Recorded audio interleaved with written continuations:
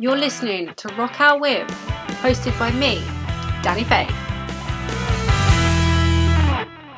Okay, so if you just want to introduce yourselves. Oh, ladies first, please. Well, my name is Stephanie Roy. I'm originally from Rogersville, New Brunswick, but I currently reside and I'm based in Moncton, New Brunswick, Canada. And I am the vocalist, occasional songwriter, and the piano player for Echo 7. So that's me. All right, Marcus. I'm Marcus Blanc, based in, born and raised here in Moncton, New Brunswick. Guitar player and new songwriting contributor. Cause I'm the newest member of the band. So Yeah, he's the newest stakeholder in the the newest 20. What is it? 16, 17%? whatever it is. Yeah, I forget the breakdown. Yeah, whatever it is. Yeah. I never did sign the contract, so I never sent it. I was thinking about it the other day. I never sent over the band agreement to you. So right now, I guess it's pro bono work. No such thing. Yeah. My name is Alon McCall. I am the drummer. I won't say primary songwriter, but I am a songwriter for Echo 7, and I also do the recording and various other things. But yeah, that's who I am, and that's my role. I wear many hats. Let's just say that. And who's missing, just so everybody knows? Justin Laracy, he is the second guitar player in the band, one of the original founders and members of the band, and Bobby Hope, who is our bass player. He also is a new addition along with Marcus. They've been involved for about 2 months now. Yeah, it's about 2 months now. So they are the newest additions to our happy family. So obviously you've said new additions. When did you form? Like, when did you all meet? I tell the story good, but I think Steph has a very nice, concise monologue down. So I'll let Steph take that one. I think it's because I know less of like the details, so I just tell like the story as it is. But essentially, in 2016, Alon and Justin had the idea of forming a band, and they pretty much toyed around with it until 2018. A friend of mine, a mutual friend of Alon's, and I introduced us through recording a song, and through that we decided to form a band. So we recruited Justin again, and we found a secondary guitarist and a bass player, and went from there from 2018. From 2018 forward, we started to like take it more seriously and to really like put effort into it. But then COVID happened, and we lost a few members along the way. Some through very like, well, most of them through very mutual agreements. Like things happen and life happens, and people moved on from the group. And our current lineup is the lineup that we have now, and it's going pretty good, and I like it the way it is right now. Yeah, it's a very good unit. I agree with that. And you played a show that's very recently, didn't you? Yes, we did. There was for Suicide Awareness Day, which I believe was a worldwide event. There was a local event here, and we were fortunate enough to have the opportunity to perform acoustically, which was really nice. And it was our first gig in this unit. The first gig since COVID. The first gig ever for the band, quite honestly. I hate to say that. I try to be the PR guy and spin it and just say it's the first gig after COVID. And Steph comes along and she's like, "No, this is our very first gig ever." But I didn't see it. No.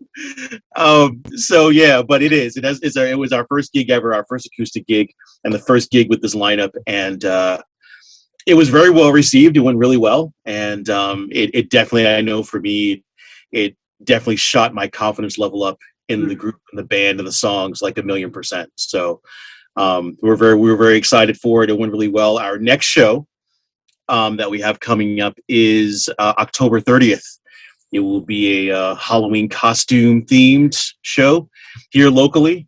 And we're playing with 2 other bands, and yes, that should be really good. And that'll be a full electric show, so we'll really get to get noisy and get loud, which would be nice. I get to get away from the piano and stand up and sing and enjoy myself.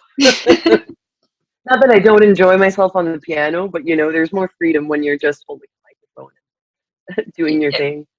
You could run around a lot more, can't you? Will you be dressing up for it then yourselves? Some of us will, some of us won't. I will not. I will not. I'm gonna go as Alon. There you Just go. go as each other. Yeah, I'll grab the guitar at one point, and I'll stand up there and I'll put on a wig, and yeah, that's what I'll do. Yeah, I will not be dressing up. I will. I never have dressed up for Halloween, except when I was like a wee child, when the parents in school dictated I had to. But I think in my adult life, I don't believe I've ever thrown on a costume. Actually, that's not true. Because I think when my son was younger, I believe I may have thrown on a cape or something and took him trick-or-treating at some point. So, but that was again for a purpose. But for me, solo, I'm not going to dress up. I would look silly, and I can't drum. And the thing is, these other guys, drummers are different, right? Guitar players can get dressed up. Lead singers absolutely can get dressed up. I move around too much. I can't be hampered by a costume and cheap polyester, and I can't. That can't happen. So I gotta be free to do my thing. So other than that one, have you got any other shows planned for the rest of the year? Yes, we do. We have another show on November 26th that we're doing here again at a local venue with 2 other bands, Winter's Howl and Shades of Sorrow. Oh, wait, I can't say that. They have a clause. some booking clause. Anyway, there's a special guest, and Winter's Howl from St. John we're playing. And then we have another show following that, which will be December 4th. That will be at the Hollywood Star Room in Fredericton, New Brunswick. So it's going pretty good. It's kind of interesting. We went from like 0 shows to like all the shows in like 2 weeks time. So it's nice that all our hard work is clicking and paying off. And so yeah, so we've got like 3 more shows lined up for the rest of the year. And next year, hoping really to attack the festival circuit pretty hard. And do that, right? So the train is moving, which is nice. Is there a particular festival that you want to play on? Well, Woodstock, obviously. I want the big to do. Locally, I'm not even that familiar with local festivals, to be quite honest. They change every couple of years. Maybe the other guys know of festivals that that have gone on for a while, but I'm just trying to get in where there's a stage and will they let us play. So whether it's like a fall fun festival or whether it's like even a kid's birthday party, if it's big enough with a stage and they're paying us, I think we'd play. But yeah, I don't know if Steph or Marcus know any festival, but me, I literally, it's whatever will let us in. Honestly, I don't know of many festivals. Yeah. If we're talking anywhere in the world, I would definitely love to hit the Wacken Festival if we ever get the opportunity to play there. Just because of the amount of bands, and a lot of them are bands that I grew up listening to and things like that. Some of the newer acts. So if I had to pick one, it would be the Wacken Festival in Germany, which would be awesome, I think. That's cool, because the one I pick is also in Germany, so we can do a 2-for-1. Yeah, there you go. Yeah, one of the coolest festivals I've ever seen is Mera Luna in Germany, and a lot of symphonic metal groups and type of metal like that gather, and it's a big festival with markets and open spaces, and people can camp out there and stuff. It's something. It's an amazing festival. I want to go so badly. What's the music scene like where you are? Because obviously over here it's very tight knitted? Everybody kind of knows everybody. Is that the same way you are? Wow. I'll let the other two answer that first. I'm a very jaded individual when it comes to the local music scene, so I'm going to save my opinions till last. But these two individuals have been in it as well for many years, so I'll let them speak on that. Stephanie, go ahead. Ladies We'll first. leave the floor to you. Ladies first. Yeah. For me, my past comes from folk music, and I'm a solo folk musician originally. So I've noticed a lot in the folk music industry, anyways, that a lot of the time it's kind of the same people who get the same opportunities. So as hard as you try, you may not get offered a gig or get offered a spot because they tend to focus on the same individuals all the time. And I think that that carries on in a lot of other genres as well. But it is possible to get a show. And as you mentioned, the tight knit effect, it's also very similar that a lot of, if you're in a genre of music, you tend to know pretty much everyone in that genre of music because you've met somewhere, you've met at a show, you've met at a festival, so you've gotten to know pretty much everyone in the community that way. So it has its positives and it has its negatives, I'd say. Yeah, but yeah, the scene here overall in Moncton where we are, yeah, I mean it's I would say close knit. I mean everybody's aware at least of everybody. I mean people may not, we may not hang out or anything like that, but we're definitely aware of the other players and the other bands that are in town and things like that. And I mean overall, I mean my experience, because I also play in a cover band and everything as well. So, you get to meet a lot of the other guys from and girls from the other bands come out and check us out. And, same with us, we'll go out and check them out and things like that. And, at least, you get to develop the contacts and, see what the other acts are doing. And, it potentially may open up some doors for you as well. Like, if you're trying to get into a certain club or, you hear of a particular festival or a particular event coming on, then it's like, oh, hey, who do I need to reach out to get into there? So, I mean, it's fairly close knit. I mean, I wouldn't say that the Moncton scene is necessarily competitive, but it does seem to be that there's a few artists and a few bands that do get the majority of the shows, but rightfully so. They've done the legwork to get them. They're accomplished musicians, and they're very well known, and they usually get a fairly good following into a bar or into a venue.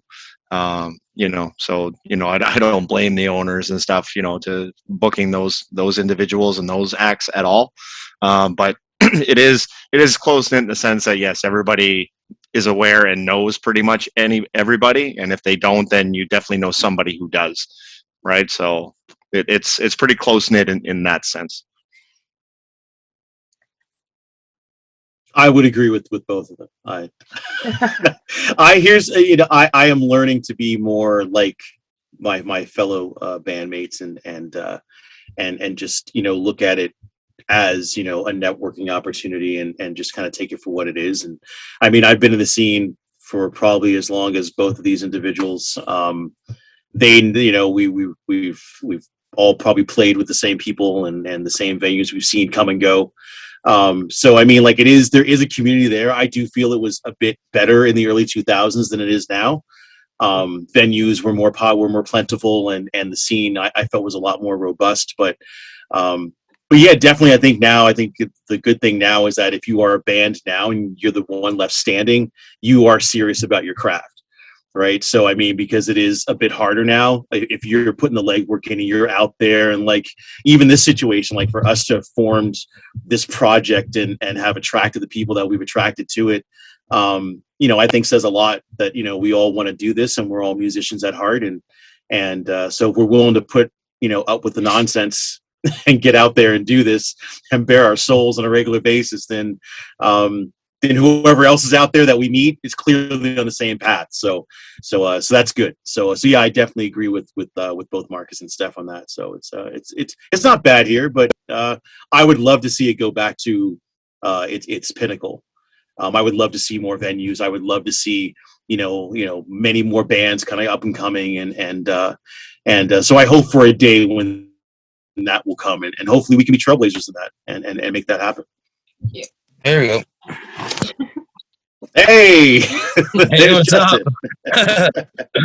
I always have trouble with Zoom for some reason. I don't know. It doesn't like me or something. I don't know. Zoom is unique, but it works.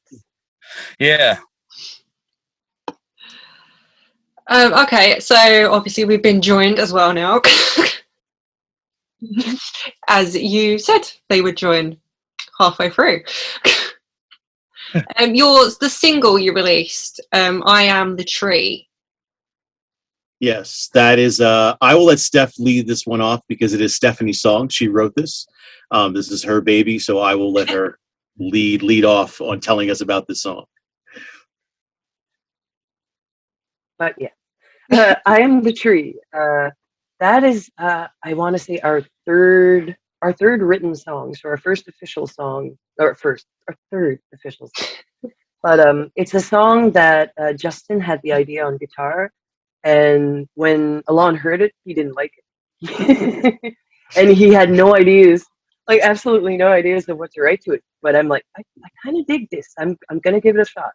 So I gave it a shot, and I came up with the lyric, and that's what it is. It's partially we have in our intro that our music is inspired by K-pop, and this song is why, because the lyrics were partially inspired by a very old K-pop rap, but that's a whole other story. But the song is essentially about not being a fragile flower and instead being a strong-rooted tree, and not letting yourself like be taken by the weather, because trees survive through winter, through all the seasons and stuff like that, and to like be strong, be the tree.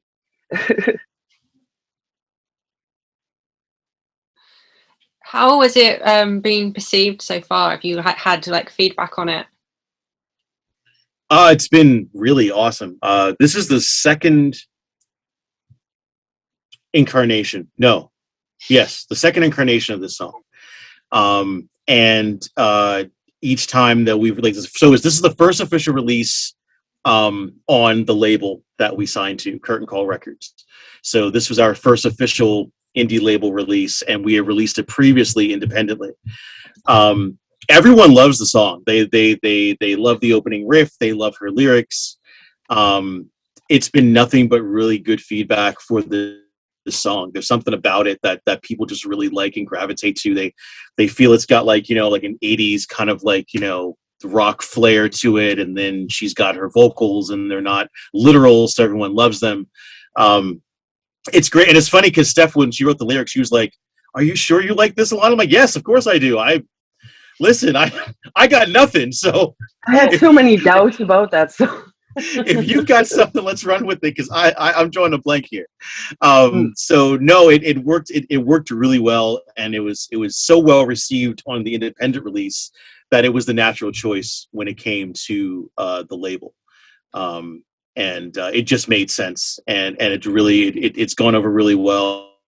Everyone seems to really enjoy it, and I think people really resonate with the message, and with the lyrics, which is really cool. So it's been received so well that I'm a little hesitant about the next single. I hope it does as good, because I wrote that one. So now it's gonna be. No, yeah, so like we get like the radio report, so like you see like every week there's like the increase in like spins for I Am the Tree. So now subconsciously I'm like, oh damn, like what if we don't get that with my song now, right? Then the band has like physical proof to show who should be writing the songs. Oh, no. But we have begun to collaborate a lot more on songs. We're writing a news track right now, like not now, but we are writing new music, and we're collaborating on that. Yeah. So like we're writing I wrote a verse and a hook today, but Steph had wrote some lyrics prior when she heard the riff at first. I was like, we'll send them over and I'll work them in. And quite frankly, it's really nice to be able to refer to someone else for lyrics. It's a lot of work writing whole songs, right? Like because the first verse is always the bang verse, right? That's always the verse, right? That is always the best verse of a song. And the second verse is always the weaker verse. That's why it's usually shorter, right? Because you just can't make it as good as the first. So if I could take my best first verse and Steph's best first verse, well, in that case, then we can't lose, right? So that's my mindset. So I'm very, very glad that she is confident in getting more confident in her songwriting, because I will take all the help I can get, so we can continue to pump out material and not wait for me to write everything. The only thing she needs is like an award for this "I Am the Tree," and then I'm done. Like then I'm toast. I'll never. Oh, that just means, you know, she set the bar at a certain level, and you just got to now try to surpass it. That's yeah, but then I don't want to be like that cranky, like fucking, like musician, like for in my old age. Like I'm trying to still, you know, like everybody, you know, like the dude in the in Amadeus, right? He's like, he spends his entire life trying to be as good as Mozart. Yeah. Right, and he's like going crazy and writing music everywhere, and you know, I don't want to be that guy, you know, because I don't want to be Mozart. You know what? It's funny you say that, because it's one of my favorite movies, and I, for a while in my youth, thought, how awesome would it be to have that kind of talent? I mean, you'd burn out at 25, right? You'd burn out quickly, but I mean, to hear that kind of complexity in your head, and to be able to like write it out and just like dictate what it is, just on the fly, B sharp, A flat, space, like that. I would love to be able to, like, I would love to be able to do that, and I can't. I have to like hum and like ... I have to like make up these weird sounds for people to know what I'm talking about. It would just be cool to be like, yes, B flat, A sharp, D, rest, this time signature, blah blah blah blah blah blah, and just, you know what I mean? Like that would just be amazing. But obviously, there's a trade-off, right? So. But yeah, enough. I'll stop talking. So how would you describe your music to someone who's never ever heard of you? Marcus, why don't you? You're the newest member here. You were following us for a bit before you decided to reach out. So what do you think? What would you? Heard of? It's I guess it's a blend of different styles. I mean, yes, it's in the rock, you know, quote unquote rock genre, hard rock genre. But I mean, there's many different elements. I mean, myself, you know, I'm a 80s, grew up listening to 80s music and things like that. Of course, I'm the oldest one in the band. Right. And, so for me, you know, like I hear elements of, you know, the Maiden and the old Ozzy and things like that. But there's also newer elements, like with the new track that's coming out very soon. I mean, there's some, I don't really want to call them, you know, hip hop elements, but, you know, Alon brought in some, you know, dub. What's it even called, Alon? I don't even know what it's called, but he did, right? And things like that. Just some loops and a little bit of, you know, a little bit. Yeah, but I mean, there's also some, you know, thrash elements to some of the songs as well. There's, you know, some rock, some, you know, we're kind of bringing all of our influences that we have in. I mean, Justin is more of, you know, the thrash guy and you know, the metal guy. I mean, myself, I listen to that as well. But for me, my influences are more, like I mentioned, you know, Maiden, Old Ozzy, Queensryche, you know, those types of bands, Dream Theater. Justin as well, he's into, you know, Dream Theater, Trivium, those types of things. And I mean, when I first heard the music, it just brought back, like, there's a lot of different elements from a lot of different genres. So and now that, you know, I'm getting involved in the writing process as well, it brings a different element in, you know, from what they had before. So we're trying to marry all those different styles and different types of ideas and hopefully create somewhat of a unique sound with what they have. And that's what I found that they had. It was a unique sound in the sense that it wasn't, you know, what, you know, the Trivium type clone bands were doing, or just another Maiden clone or another Dream Theater type clone or things like that. Where it's grabbing elements from all over, it actually creates its own little unique type sound, right? But again, if there was a label, it'd be like hard rock, right? Yeah, pretty much, yeah. Right, because everyone has to label things, right? So throw you in a bucket in a corner, and here's what you are, right? So, pretty much. Yeah. If you're in a record shop, you'd be under the hard rock. Absolutely, yeah, absolutely, yeah. Or in the back corner in the obscure You're Canadian. just kidding. Yeah, just kidding. Yeah, just kidding. Yeah, where's Echo 7? All the way. I think there's some in the bushel bin. All the Yeah. way. Yeah. Let me check the Collecting dust. system. Yeah, no, absolutely. Yeah, since I mean, like the alternative label has been shot. I mean, I don't even know what alternative music is anymore. Like when I was growing up, it was clearly grunge, and and like your industrial type, stuff. And now it's Mumford and Sons. I don't know. I have no idea what it is anymore. So we're not alternative. So yeah, we're definitely a hard rock. And I didn't know. I didn't know that Mumford and Sons was a band from Europe. I thought they were American. I didn't know that. I only found it out like the other night. I'm just vaguely familiar with them. Yeah, so, and side note, I just found that out last night. Don't know why I mentioned that. I just found that. You tend to find that a lot of the European British bands put on American accents when they're singing. And very well too. Because I had no idea. I thought the boy was from the South. I really had no idea that they were not American. So I mean, they sure took over the U.S. charts for a good chunk of time. So more power to them. And and side notes, if I don't know if anyone is a fan of ZZ Top. If you're not, I recommend the documentary that is on Netflix right now. I was not a fan. I actually like them now. I knew nothing about them. And it was a very informative, straight to the point documentary. And I got to say, I don't disdain them anymore. Like I had like a real, not hatred, but I didn't like them. Mm. You know what? If they came to town, I got to say, I probably would. I'd probably stop by and see them. So yeah. Anyway, just side note, good documentary. Check it out. ZZ Top. It's okay. So a question that someone else asked me to ask you actually was, why is there an underscore at the beginning of the band name? That's the nerdy side of me. It's an ode to the old DOS prompt.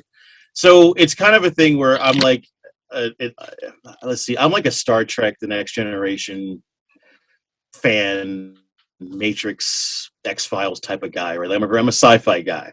And so anyway, of course, in all your sci-fi movies, at least the old 80s ones, it's always like the terminals are always like these old terminals with the DOS and the green.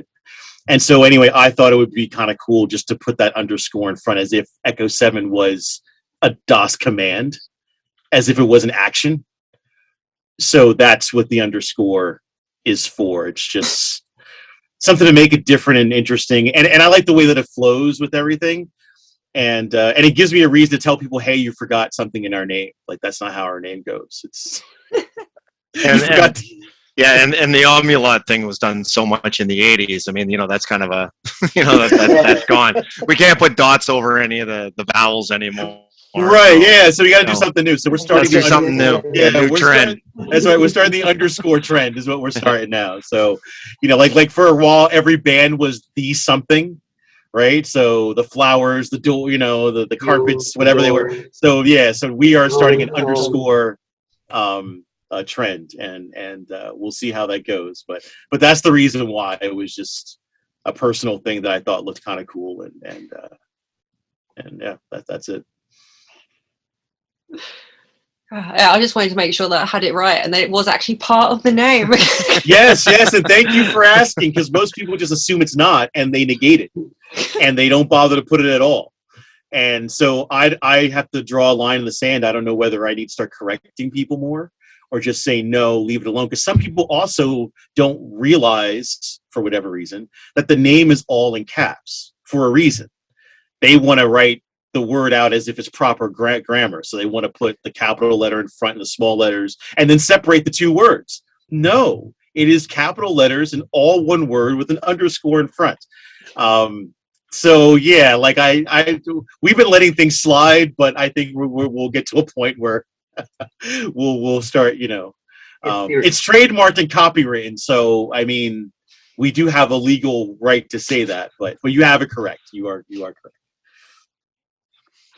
Okay, and I'm right. So Zoom is just telling me we're running out of time because it always does. So I have one last question. If you could rock out with anybody, dead or alive, who would it be? You guys Ladies take it first on first. that one. 'Cause I have to think. Oh my Okay, God. all right. Marcus, you go first, man. For me, hands down, it would be Randy Rhoads.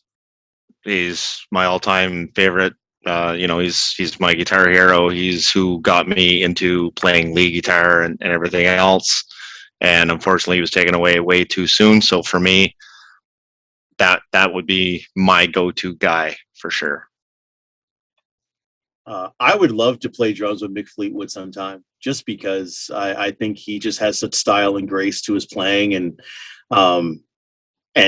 just the knowledge I'm sure that I could gain as a drummer. He's not flashy, but he is reliable and consistent, and I admire that about him a lot. And anyone who could drum a 4/4 high as a kite in the 60s and 70s, I mean, come on, like he was sweating his ass off, but still 1, 2, 3. I was like, oh my goodness, this man's amazing. So there's no excuse why I can't, right? So, but yeah, I would love to meet him and chop it up with him and get some pointers from him for sure. I would say Phil Collins, but I hear he's not the nicest guy. So, but he would be like second on my list there. Yeah. For me, it's actually a difficult choice because a lot of like my favorite vocalists are in the folk domain. But if I had to like pick something more to our style, I definitely pick the group Rush, because I find that I love how off tempo they tend to be. I like how experimental they tend to be. I like the vocals. I like the drumming. I like the guitar style. I like the bass a lot. I like everything about Rush. So I feel I have a lot to learn from them, and they're just great. And then Yeah. if you just want to shout out your social media links as well. Oh yeah, sure. So echo7band.com is the official website. There you can find all our music, our merch. You can find us on Instagram and Twitter and Facebook at _Echo7. The underscore is very important. We're more on Instagram than any place else, and Facebook, Twitter. We are on Twitter, but Twitter's strange. I don't know how to work Twitter properly, but Instagram is at _Echo7, and like I said, the website echo7band.com. We have merch available. We're on all digital platforms for our music. The next single will be entitled Everything. We're currently shooting the video. We shot some scenes this weekend. I ran everyone all over town. Thank you guys publicly for putting up with me. We're waiting on a second location to finish shooting, and hopefully the video will be done by the end of the month. And I believe the label wants the song out at the end of October. So that will be the follow-up single. But yeah, you can find us at _Echo7 is our name. Yes. Making sure that underscore is there. Yes, please, yes. Okay, well, brilliant. So unless you guys have anything else you want to say. Just thank you. Appreciate the opportunity. Thanks for taking the time out. Glad we got the times right, because I know there was a bit of back and forth between what time zones we were in and doing the math. And so you sent over the email, and then Steph said, well, it's one time, and Marcus is like, no, it's not. It's actually the other way. So we're lucky we're all here. Google is your friend when it comes time to figure it out. Universal. Yeah, the math made my head hurt, and then turns out that I've actually got a friend that lives out where you are, so I could have just asked them. Yeah, see, there you go. Right. So yeah, we did get it right though, which is cool. Yes. That's good. But yeah, thank you so much. We appreciate it. And Cool. So thank you for coming on, guys. awesome. Thank you so Thanks much. for having us. We appreciate it. See you later. Take care. All right, Bye bye. now.